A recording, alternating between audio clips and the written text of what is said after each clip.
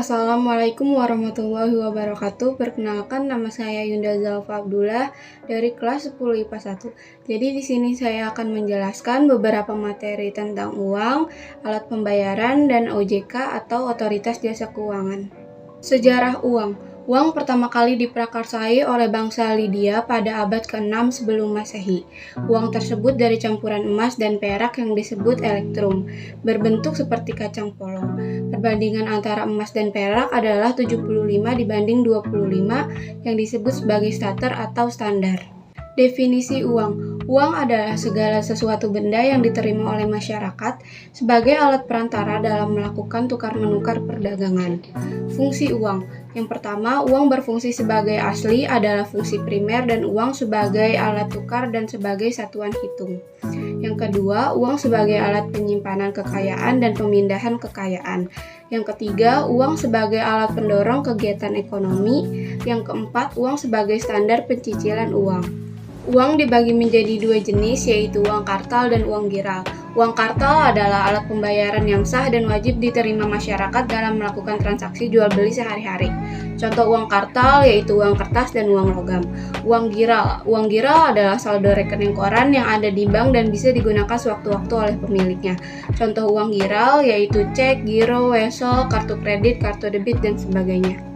Alat pembayaran dibagi menjadi dua, yaitu alat pembayaran tunai dan alat pembayaran non-tunai.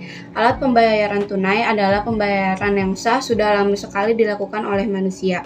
Fungsi alat ini adalah guna melakukan berbagai transaksi proses jual beli dengan menggunakan mata uang kertas maupun logam.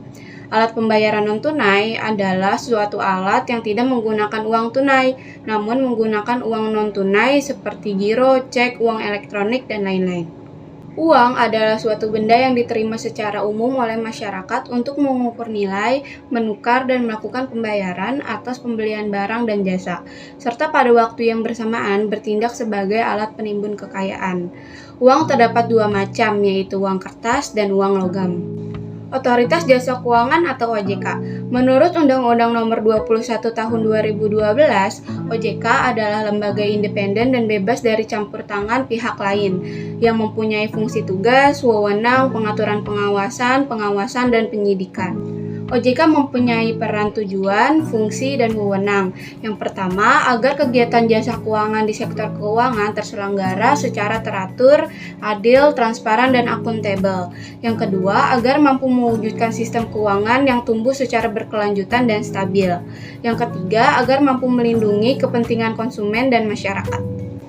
Fungsi OJK. Fungsi OJK adalah menyelenggarakan sistem pengaturan dan pengawasan yang terintegrasi terhadap keseluruhan kegiatan di dalam sektor jasa keuangan. Tugas OJK yang pertama yaitu kegiatan keuangan di sektor perbankan, yang kedua kegiatan keuangan di sektor pasar modal, yang ketiga kegiatan jasa keuangan di sektor perasuransian, dana pensiun, lembaga pembiayaan, dan lembaga keuangan lainnya. Sekian dari saya, kurang lebihnya mohon maaf. Wassalamualaikum warahmatullahi wabarakatuh.